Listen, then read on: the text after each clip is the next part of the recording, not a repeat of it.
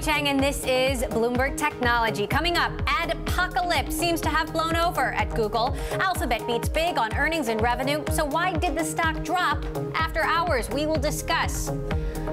Plus, Masayoshi Son's multi-billion-dollar spending spree could force Uber out of another major market. We'll discuss the SoftBank threat to Uber's valuation and position as an industry leader as rivals look to capitalize on the company's crises.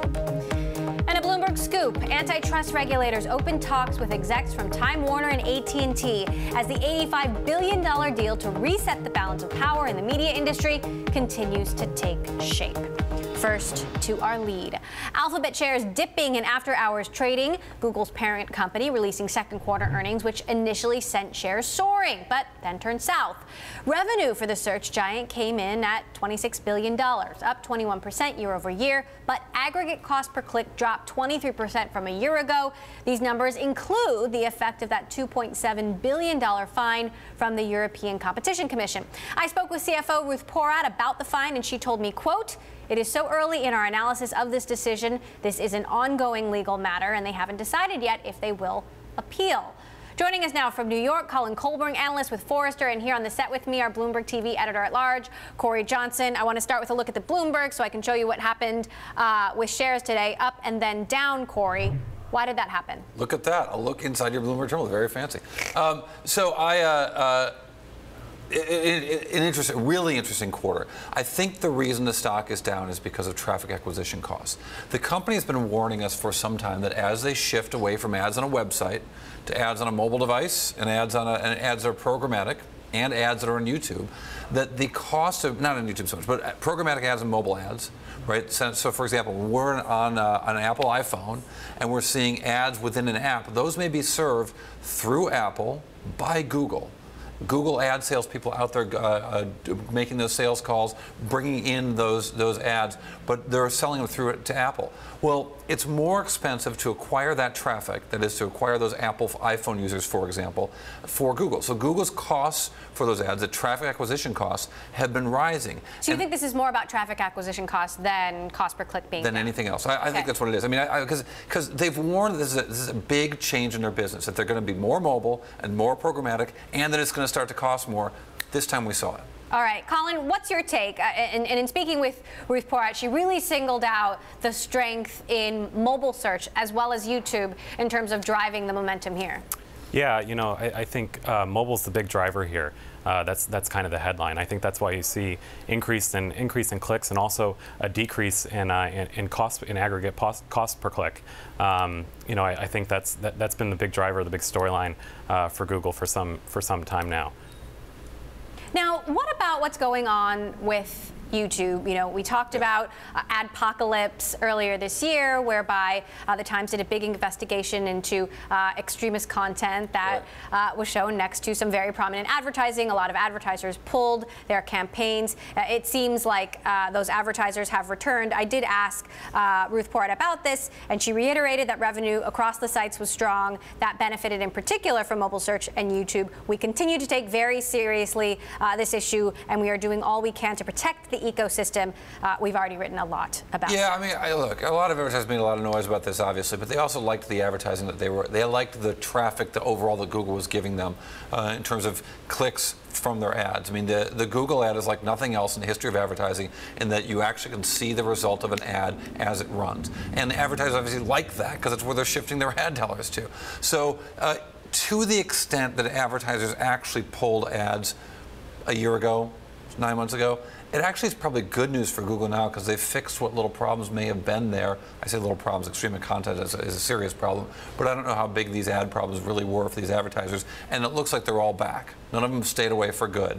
So I think what's interesting here is that it actually might make the comparison numbers look better for Google going forward. Now, Collin, there's these ongoing investigations in the EU. We had this big $2.7 billion fine. Google is still trying to decide whether or not they're going to appeal here. How concerned are you about future investigations? Yeah, I think from an advertiser perspective, there's lots of concerns. You know, obviously the YouTube scandal earlier in the year, and now the ruling from the EU, from the Competitive Commission, doesn't really help an advertiser's stomach when going to invest in advertising on Google. How do you know that your ad's not going to get placed in a position that you don't want it to be? And how do you know that if you're buying things like product listing ads or the shopping ads, that it's not being skewed against you? So there's obviously some issues, but I kind of agree with Corey that I think this was a good thing for Google. I think in the long run, with advertisers pulling out, and Google's able to identify, you know, what do we have to do going forward? What do we have to work on to kind of instill better trust in our advertising partners? Now, for so many quarters, Corey, the focus has been on the other bets, these moonshots that Alphabet is also working on. The revenue there is increasing, the losses there going down. This is in part what Ruth Porat was brought in to do, but it's also becoming a smaller part of the overall pie, and I'm wondering if Google is simply going to be less focused on these moonshots going forward. Two thoughts on that. First is I was struck by the capital intensity of the business has declined significantly in this quarter. That the capital expenditures for other bets was way down this quarter compared to a year ago. I think, at the top of my head, it was down by about 60%. Right, $855 million last year they spent. Excuse me, that was the loss last year. This year the loss $772 million. But even more, how much money they're spending to get in that business, the capex expense. And I think that a lot of that's about pulling back in Google Fiber, which is a very capital-intensive business. That's one thought. But I think what's really interesting is the divergence here. On one hand, you know, Ruth Porat comes in from Morgan Stanley, answers Wall Street's calls, and says, we're going to make this business a lot simpler to understand. We're going to put other bets over here. We're going to put Google over here. We've got Alphabet as a parent company, but you understand we see the Google business, the biggest business. Here's how it works. But they've made Google actually a lot more complicated from a marketer's perspective. There are many more types of advertising going on. There are many more places the ads are going on in terms of both mobile and also programmatic. They've emphasized big growth in YouTube, which is highly under-monetized. They've got user numbers in YouTube that are unbelievable. They've got, I think, 1.4 billion users on YouTube, registered users who are logged in. This isn't just the people watching the stuff on their Twitter feed or just catching a video somewhere. They're actually going through the trouble of logging in, watching. Those are Facebook-like numbers. Second only to Facebook. Those are huge numbers. And so I think they've actually made the business a little more interesting and complicated under the hood in main Google. Right, in the selling of ads and the great number of types of ads that they sell, even as the overall business looks simpler by description. When it comes to the other bets, Collin, Ruth told me that revenue is being driven mainly by Nest, Fiber, Verily, and the losses are coming down in part because of a pause that they're taking when it comes to Google Fiber. Does the increasing simplicity, as Corey puts it, of the overall business make you more or less excited about the stock as a whole? You know, I think from a marketing perspective, there's still lots to be excited from Google.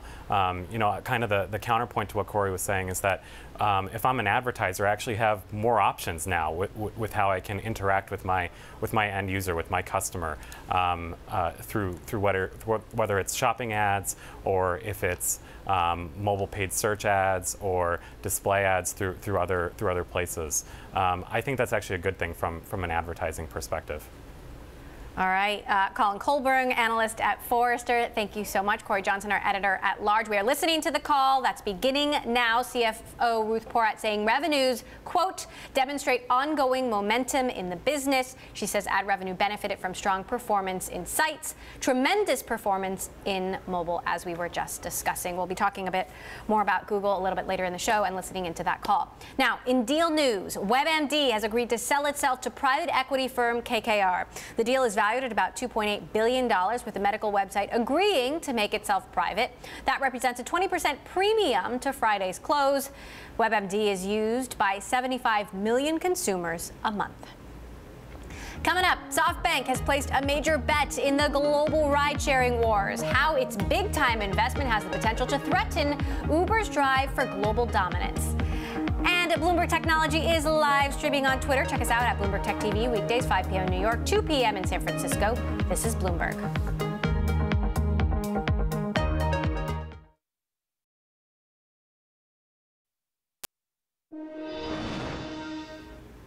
A stock we are watching, Blue Apron shares jumped as much as 20% after receiving buy ratings from 7 of 11 analysts.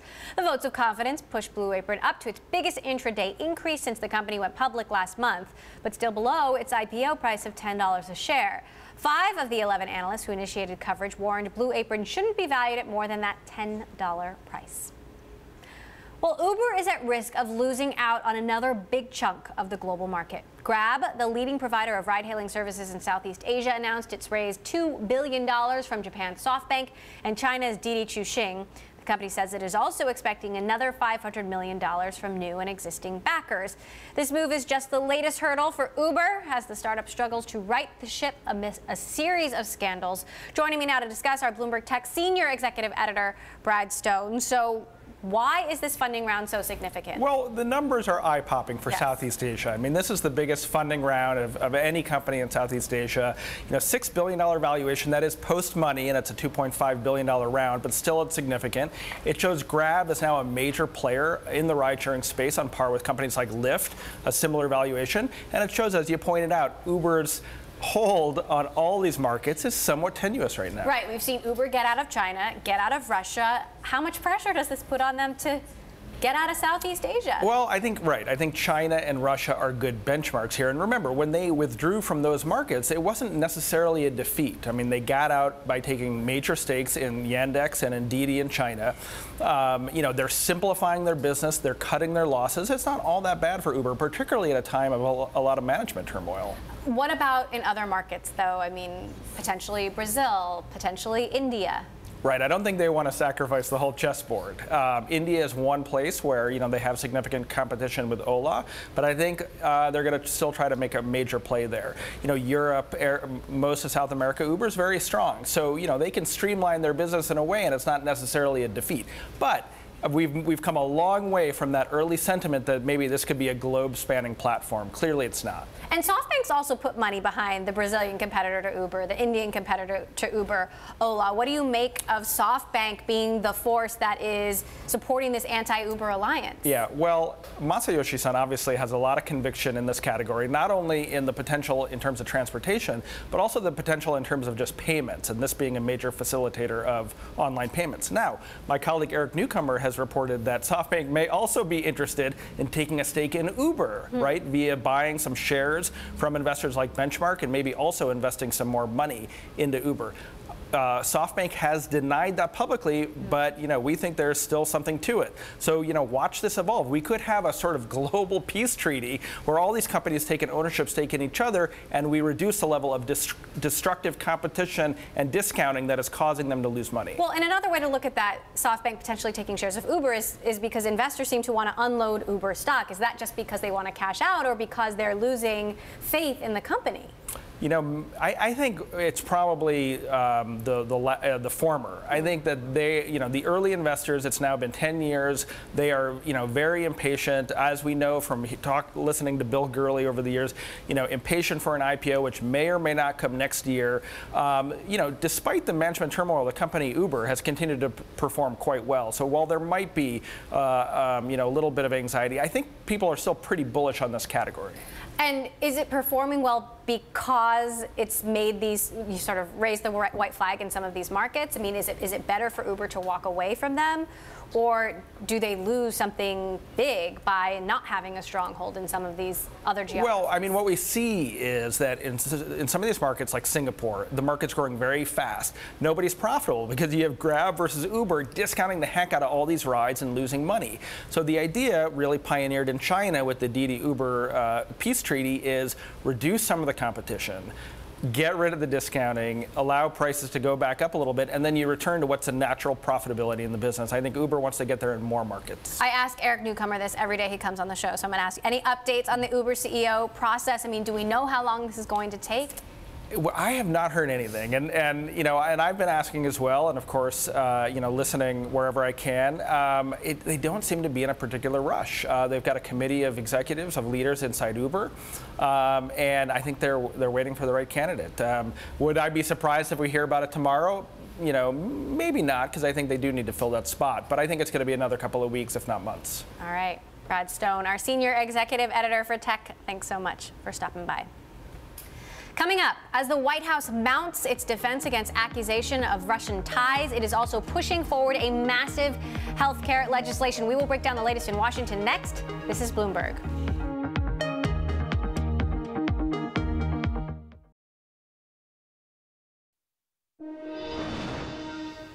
It was another busy day in Washington. President Trump's son-in-law and White House advisor Jared Kushner appeared on Capitol Hill today, talking to the Senate Select Committee on Intelligence in closed session about his contacts with Russians during the presidential campaign.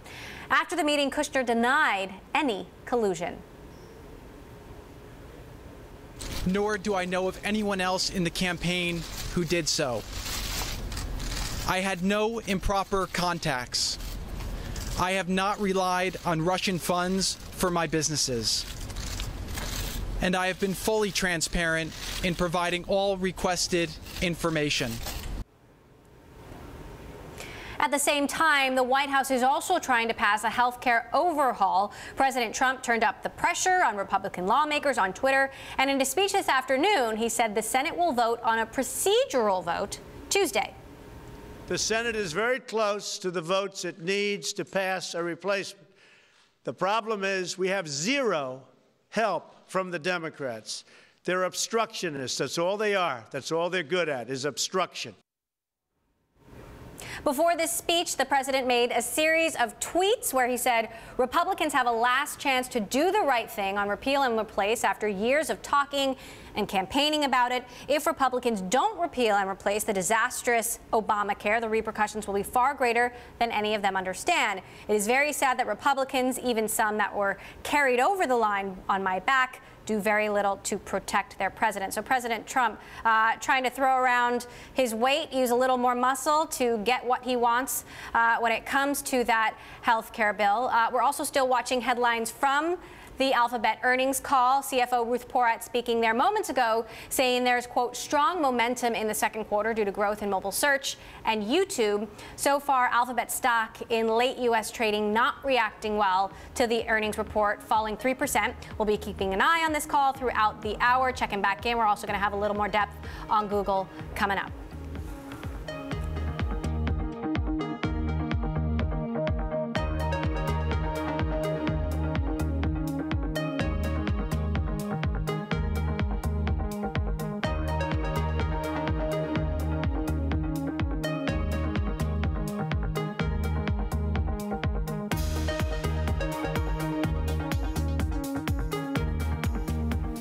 Those are the tech movers of the day. We are back now with Kevin Whitelaw, our Bloomberg News head of congressional coverage, to talk about the goings-on in Washington. Kevin, I want to start with what's going on with health care. What do you make of the president's speech today and the likelihood that Republicans are going to heed, essentially, what he had to say?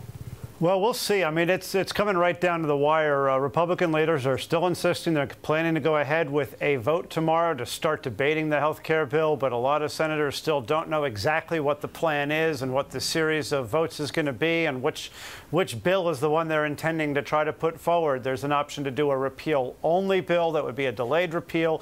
They've obviously also been talking about a version of a replacement bill released by and revised several times by Majority Leader Mitch McConnell. That's still a work in progress. So it's a unusually fluid situation for a Senate that's more usually seen as much more of a deliberative body than this. So what do you make, Kevin, of Jared Kushner's appearance today on the Hill, him confirming 4 contacts with the Russians during the campaign and after the election, and calling these contacts unmemorable? Well, you know, this is sort of the beginning of what is likely to be a somewhat long process of public statements, not just from Jared Kushner, but from other members of both the Trump administration and those associated with the campaign. Kushner is going to be back on the Hill tomorrow morning, meeting behind closed doors with the House Intelligence Committee, where staffers and we expect members will get a chance to ask him some questions. And then there also might well be, one would expect, public appearances down the line. A number of Democrats and some Republicans have said they do want to see Kushner show up in public to answer questions in front of everybody. So that's one thing. And then we still have other hearings out there in the potential future. Senate Judiciary has made it clear that it wants to hear from Donald Trump Jr. and former Trump campaign manager Paul Manafort at some point, originally scheduled possibly for Wednesday. That'll likely happen at a later date now, but there's going to be a lot of these kinds of appearances coming up in the coming weeks and perhaps months. There's also been a lot of controversy swirling around ideas of things that could happen, whether it's President Trump pardoning himself or firing Bob Mueller. You know, obviously the president has shown himself to be fairly unpredictable, but when could we see a sort of step in a direction? Well, I mean, you know, at this point, who knows? Obviously, we know that that President Trump does tweet a lot. He's sort of an impulsive tweeter, and I believe he debates things amongst his staff that way, too. As to what action we're going to see, I don't know, but it's very clear that, at least from the congressional side, there's a lot of Republicans who are eyeing this with a fair amount of nervousness. A lot of them were very happy with the choice of Bob Mueller. That was sort of someone who has a lot of respect from both sides of the aisle. And I think there's also a certain amount of nervousness about what might happen about Jeff Sessions giving some of the tweets that we've seen Trump give about the Attorney General. All right. Well, I know you're continuing to follow all of that for us. Kevin Whitelaw with Bloomberg News, thanks so much for that update. Coming up, U.S. antitrust officials have started talks with AT&T and Time Warner about approval conditions. We will discuss. This is Bloomberg.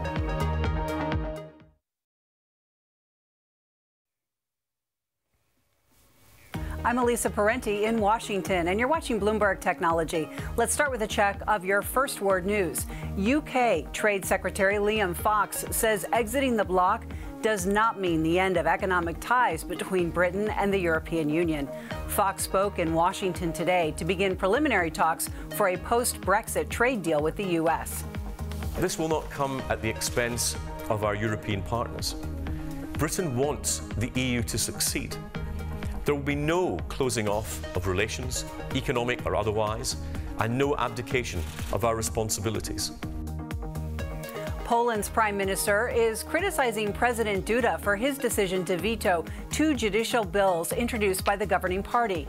The EU had threatened sanctions over the issue. Duda said the proposed changes gave too many politicians too much power over the judiciary. A UN envoy sees little chance that failed talks to reunify Cyprus will restart anytime soon. That is after meetings with the leaders of the Greek Cypriot and Turkish Cypriot communities. A key sticking point, a disagreement about the 35,000 Turkish troops stationed in Cyprus since 1974. Turkey's President Recep Erdogan is urging an end to the crisis between Qatar and its Arab neighbors. Erdogan wrapped up a 2-day Gulf tour in Qatar where he voiced support for mediation efforts led by Kuwait. Qatar says it is open to dialogue as long as its sovereignty is respected.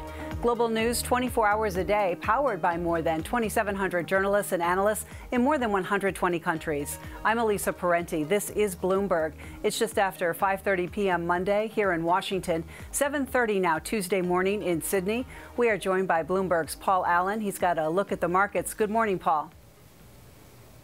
Good morning, Elisa. We're set up for a positive start to Tuesday here in Australia. Futures pointing up about 0.25%. A couple of stocks to keep an eye on are Oz Minerals, the copper and gold producer, up with second quarter production numbers, and Rio Tinto under investigation by the UK Serious Fraud Office for alleged corruption in Guinea for one of its iron ore projects a few years back.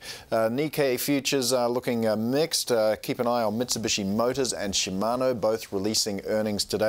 And of course, the Bank of Japan minutes are going to be out. Last week, of course, the BOJ staying dovish, reiterated its commitment to monetary stimulus and emphasized those downside risks for activity and inflation as well. In South Korea, we're going to be watching. The government there going to be releasing its economic plan for the next 5 years. I'm Paul Allen in Sydney. More from Bloomberg Technology next.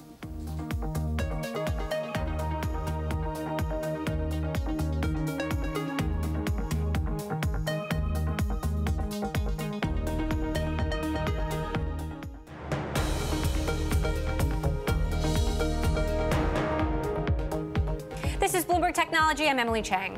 Our top story this hour, Alphabet second quarter earnings report. Shares are still down. The search giant's ad model is shifting to a mobile dominant space. Also hammering down profit was the record $2.7 billion antitrust fine from the European Union. But wasn't all bad news. Take a listen to Ruth Porat, the CFO of Alphabet, on the investor call.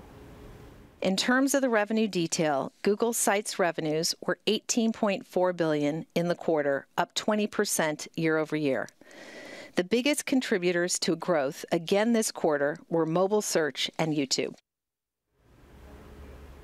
Joining me now, our Bloomberg Intelligence senior analyst, Jitendra Rawal, and we're taking a look at what shares are doing after hours here on the Bloomberg. And you can see the spike and then the plunge. What's going on?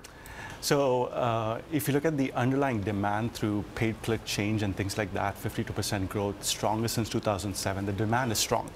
But the traffic acquisition cost spiked. So because they're making more money from mobile and programmatic advertising, the traffic acquisition cost is higher on those platforms. And that's why the net revenue sort of came in line with the estimates or missed most of the bullish estimates. And that's why you saw the sort of reaction that you see. We've also been talking about what's going on with other bets becoming an smaller piece of the pie overall, and in part this is what Ruth Porat was brought in to do. Losses are narrowing, revenue is increasing. They've taken a pause on fiber. Take a listen to what Ruth Porat had to say moments ago about those other bets. We're pleased with our progress across other bets. A couple of updates. Nest continues to drive ongoing product expansion, such as our recent introduction of the indoor security camera, Nest Cam IQ, as well as geographic expansion, both of which support its position as the leading brand in the connected home. When I spoke with her on a phone call before this earnings call, she said that Nest and fiber, even though they're taking a bit of a pause there, as well as Verily, are really driving the revenue, but it seems like it's taking a back seat to the overall Google business. Yeah, the actual meaningful revenue contribution is still a couple of years away, and that's why they classified that in other bets. What's interesting is the cost control that we're seeing over there. So there's more focus sort of coming to other bets, if you may, which is sort of helping the core Alphabet Group's bottom line. But don't expect revenue growth to accelerate meaningfully from the other bets anytime soon. Where you'll see acceleration is the Google other revenues, which is the cloud services, which is part of that. And that's where they are doubling down. Cloud, obviously, a huge opportunity for them. A lot of competition with Amazon and Microsoft, but an area where they are investing. They also named Sundar Pichai, the CEO of Google, to the board. And it's interesting because he's now the 5th Alphabet employee on the board. On the one hand, it smooths out this strange reporting structure where Diane Greene was on the board of Google, and then she was reporting to Sundar through her work on the cloud. But there are some questions about whether that's just too many people from one company on a board. If you look at Facebook, it's just Mark and Sheryl. If you look at Amazon, it's just Jeff Bezos. What's your take? See, over the last 2 years, I mean, Sundar Pichai has clearly shown re-acceleration in revenue growth, and more importantly, a focus coming to the Google side of things. When it comes to machine learning and AI, it's literally betting the farm with respect to infusing these technologies with every segment of Google. Now, this allows them to apply that to core Alphabet Group. So there's more focus coming to Alphabet Group because of this. There will be concerns about, too much control from management and things like that. But as we have seen in the light of results that have been working, especially with the focus, I think it'll help in the long run. All right, Jitendra Rawal, our Bloomberg Intelligence analyst, thanks so much for breaking it down. We're continuing to listen to that call, and we'll bring you any headlines as we have them. Now, to a Bloomberg scoop, AT&T and Time Warner are said to be in early talks with U.S. antitrust officials for approval conditions. Competitors and lawmakers have been pressuring the Justice Department to stop the $85 billion deal. Fears that the deal may lead to higher prices and fewer choices for consumers involved. Another possible challenge, the Justice Department is without new antitrust chief Macon Del Rahim, who awaits Senate confirmation. Joining us now from New York, Bloomberg's Jerry Smith. Jerry was one of the authors of this scoop. So, Jerry, what do we know? What is the latest? Well, the latest is that AT&T and Time Warner are in talks with the Justice Department about how this deal could go through with conditions. So, that's an encouraging sign, because certainly there's been questions for a while about whether the Justice Department might try to block the deal. Certainly President Trump has, criticized CNN, which is owned by Time Warner, and had said during the campaign that he might try to block the deal. But what we know now is that the two companies are in talks with Justice Department lawyers about the deal going through, and then having certain conditions that they have to follow after the deal goes through. So talk to us about other television channel owners and what they're concerned about.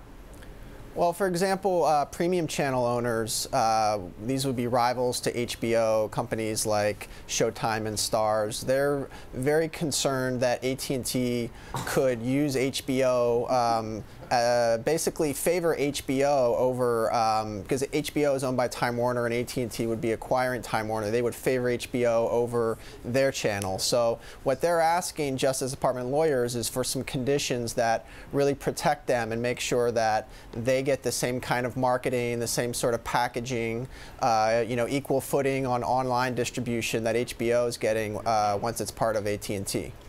So if the deal goes through, what kind of conditions might we see imposed on AT&T? Right. I mean, that would be one of the conditions that might be imposed, is that AT&T would have to, treat HBO's rivals the same way that it treats HBO. I mean, one thing that's been an issue and that's being looked at is this idea of what's called zero rating, which means if you're an AT&T wireless subscriber, there's the potential that streaming HBO might not count towards your monthly data, whereas other channels it would count towards your data, and that's something that HBO's rivals are concerned about, and that Justice Department lawyers are looking at as well. All right, Jerry Smith, our Bloomberg media reporter there. Thanks so much for joining us. We'll keep watching.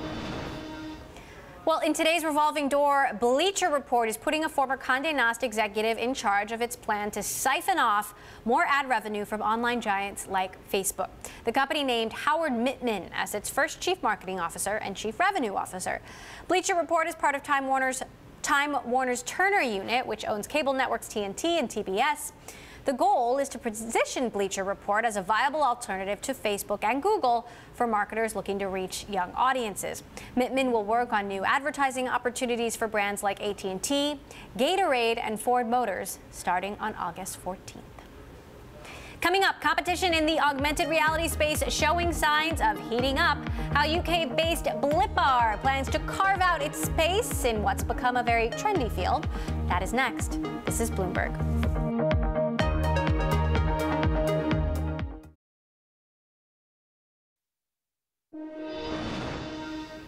A report we are watching, Comscore out with its monthly internet user data for 2017 June. Snapchat's U.S. app visits reached an all-time high of almost 90 million, while Pinterest continues to stall since August, highlighting the risk it may struggle to broaden its appeal beyond women to sustain user growth. Other sites like Amazon, Pandora, and Facebook continue to see visitor growth challenges in June. Growing YouTube use and mobile app adoption are boosting the time spent with Google Apps. Well, phone-based augmented reality is on track to become a major trend in coming years, with tech titans like Apple and Google joining in on the fun, launching their own new AR platforms. But it's not just major tech giants that are making a play for the field. We're now going to send it to Bloomberg's Caroline Hyde in London, who recently spoke with a longtime player in augmented reality. Caroline, what do you got? Yeah, Emily, thank you. Yes, the long-time player, it's none other than the AR and computer vision company known as Blippar. Now, Blippar is one of Europe's so-called unicorns. It's therefore got a reported valuation in excess of $1 billion. It's got offices here in London. It's got them over with you in Silicon Valley. And the company is known for its visual discovery app, which boasts 65 million registered users, though its active user base might be a bit smaller than that. It most recently launched a facial recognition feature for its app, which claims to have, get this, more than 99% accuracy. It can already recognise 370,000 public figures. I recently caught up with Blippar COO. He's Danny Lopez, right here in London. I started by asking about the business applications for the latest feature. Take a listen. So the facial recognition within our app, we've launched in beta. So it's fun, it's social, we want people to play around with it, we want to learn from the experience. The key for us is the accuracy of the recognition. So our facial recognition has a 99.67% accuracy rate, and that's what we want to make sure is working, and it's working extremely well. Because once you have that, you can take that from our app and use it in a whole host of sectors. So think mobile banking with identity management and facial recognition as a way to be able to transact. Think building access, where, gone are the times where you're sort of faffing around to find your card, but actually there's a camera lens that recognizes you as an employee. So many different smart networking, the conferences we go to with 5,000-10,000 people, trying to figure out who's who might be relevant to you, having the ability to be able to just scan a photograph from a brochure or in person and getting that information is extremely exciting. Security. Are there issues or worries about that as well? I mean, in terms of being able to just scan a picture of anyone and know the details about them. At the moment it's opt-in, but how does that scale? I mean, security is a key area, not something that we are working on right now, but I think like everything, you've got to embrace the technology. So at the end of the day, if you acknowledge that facial recognition gives you the ability to find where the bad guys are, that's a very positive development. People talk a lot about privacy issues, but think about the person who's in a foreign city, who faints, falls down, has nothing on them. The ability for somebody else to come and, through facial recognition, be able to find nationality, send that person to the closest embassy, next of kin, or maybe some medical information, that saves lives. So there's a real debate about privacy, but there's also so much value add this can bring. So what is Blippar now? Because when it first launched 5 years ago, it was very much about branding and about exciting ways of using it and brands getting access to you and I. What do you want to stand for now? So we're a technology company that specializes in augmented reality and computer vision. So a lot of people think of us as Blippar, the app. The app, in a way, is the showcase of the technology. So we've made a very clear decision that to be able to scale, as I was saying earlier, AR, you need to be very good at computer vision. So we think that when you have that perfect marriage between augmented reality, i.e. overlaying digital content onto something, with computer vision, i.e. true recognition and cognition, you have, as I say, perfect marriage that will allow AR to scale. So we're both, and we essentially provide people the ability to get more from the world in front of them. That happens within our app, but then the technology that we've built can be taken outside our app and used by companies in other sectors to be able to capitalize on the great progress that we've made on computer vision. You said, of course, you've been investing heavily. What does that mean in terms of money? Are you looking towards profitability or break even? How do you start to make sure that you can make this a revenue driver as well? Yeah, I mean, look, first of all, we already generate significant revenue from the brands that we work with. But we take a long-term view here, which is that we're building something pretty ambitious. We're cataloging, we are indexing the entire world. And to do that, you need the best engineers in the field. We've got a lot of those here in London. We've got a lot of those over in the West Coast, in the US. So of course, fundamentally, we want to become a profitable company in the future, but we take a long-term view and think that it's important, as so many technology companies, to be able to spend money to then be able to have technology you're proud of, and of course, along the way, meeting significant tech milestones. Have you got a need to be fundraising anytime soon? Will we see you going to investor base? How have investors reacted thus far? So we've raised just over $100 million over the last 5 years. years. We have incredibly supportive shareholders who are very comfortable with the progress we're making, both from a commercial standpoint and, as I said earlier, the tech milestones. We're a private company. Who's to say what happens in the future? But right now, feeling good about where we're going. So you're not going to have to go to your private investors anytime soon. There's talk in the press of burning through cash, etc. Yeah. But it sounds like a heavily investing area that you're in. Look, I think fundamentally it's always about, is your board comfortable with what you're spending the money on? Is your board comfortable with the progress that you're making from a tech standpoint? If the answer to those two questions is a big yes, then that's exactly where we want to be. And what about the road to exit? Are you an IPO-driven company? Are you a M&A-driven company? What do you think? All of the various options you've mentioned, and I'm sure a few more, are all on the horizon. Look, it's a very exciting time for the space because since 2011, you've had people say, is next year the year when AR becomes mainstream? And this has happened, as you know very well, as I say, since 2011. This is the year when people are starting to take that statement far more seriously because a lot of the big players, take Facebook, take Apple, take Google, they've either said that AR is here and is happening now, or they've said that they're investing heavily in computer vision. Both of those are areas that we've been working on for 5.5 years now, and it gives you an inkling that the next 12, 18 months will be absolutely crucial for the space. Nobody has the answers. And I think that's the key here. It's not like any of the big players or ourselves can map out what's going to happen in the next 12 months. It's just going to be very exciting to follow every single step. An optimistic Blippar COO Danny Lopez there, Emily. All right, thanks so much, Caroline Hyde, for us there in London. Next, we turn our attention to Southeast Asia and India. Alibaba and Amazon both said to be pouring millions of dollars into these regions. We will discuss the tech giant's latest negotiations.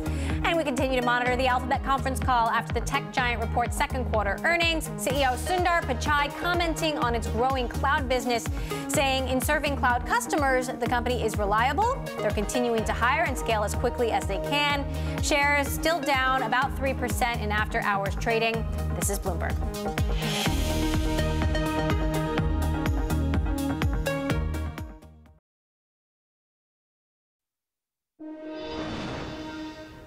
Alibaba is said to be in negotiations to lead a funding round in Indonesia's largest online marketplace, Tokopedia. It's part of Alibaba's push into Southeast Asia's largest economy. Joining me now from New York, Bloomberg's Selena Wang, who's been following this story. So talk to us, Selena, about the strategy behind this potential investment. So Alibaba has been incredibly aggressive in Southeast Asia. We know that they want to penetrate this market and dominate this area while there's still green space and there's no clear winner here. Tokopedia is a big e-commerce startup in Indonesia. Now, Alibaba already has an investment in Lazada. They recently upped their stake by another $1 billion to really have full control almost of this Singapore-based company. So Tokopedia is really just a natural extension of them wanting to dominate this space. So what does this mean for Alibaba's competitor, JD, which had been in talks to buy Tokopedia? This is definitely a big blow to JD. Alibaba is the much larger competitor, and Alibaba has much more cash and much more impetus to win over Tokopedia with probably more money, a higher valuation. Sources didn't say the exact amount JD was looking to invest, but it was also in the hundreds of millions of dollars of range. I think in some ways it does make more sense for Alibaba because Tokopedia's business model is more similar to Alibaba's in that it matches buyers and sellers rather than selling goods from its own shelves, whereas JD has tended to own the entire chain from having their warehouses and delivering it to the customer. Staying on that side of the globe, meantime, in India, Amazon making a bid for the Indian payments business FreeCharge. Tell us what's behind this. Nothing is going to stop Bezos and for him to win over India, another enormous market with more than 1 billion people. He needs to have a strong digital payment system to make the payments process for e-commerce as easy as possible. And he has big ambitions in both e-commerce in the country as well as in the payments area. And the local competitors, Paytm, one of them, they have their own very large payment service, and Amazon needs that as well, and FreeCharge is a good extension of that. So what does this mean for local Amazon competitors in India? So Amazon would be potentially buying this from Snapdeal, which is actually a struggling smaller competitor there. Now, I think this means for the smaller local competitors that they really need to up their game.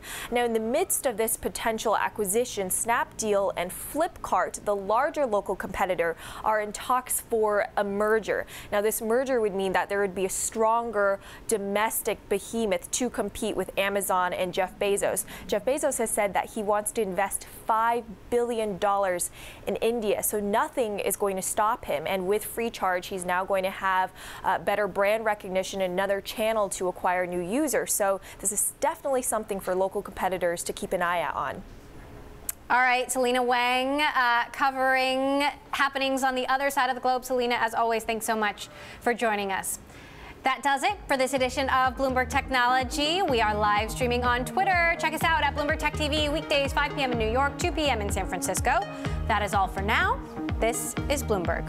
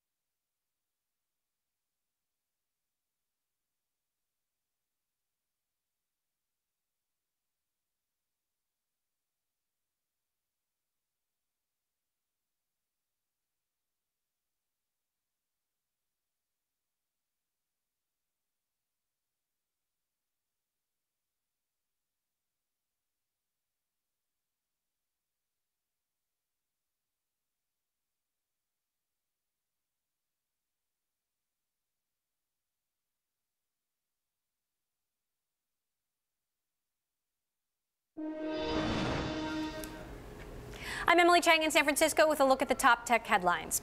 Google's parent company Alphabet reported second quarter revenue that met analyst projections but fell short of most optimistic estimates. The company said the cost of its Google ads declined. Alphabet's profit was also affected by a record antitrust fine from the European Union. In deal news, WebMD has agreed to sell itself to private equity firm KKR. The deal is valued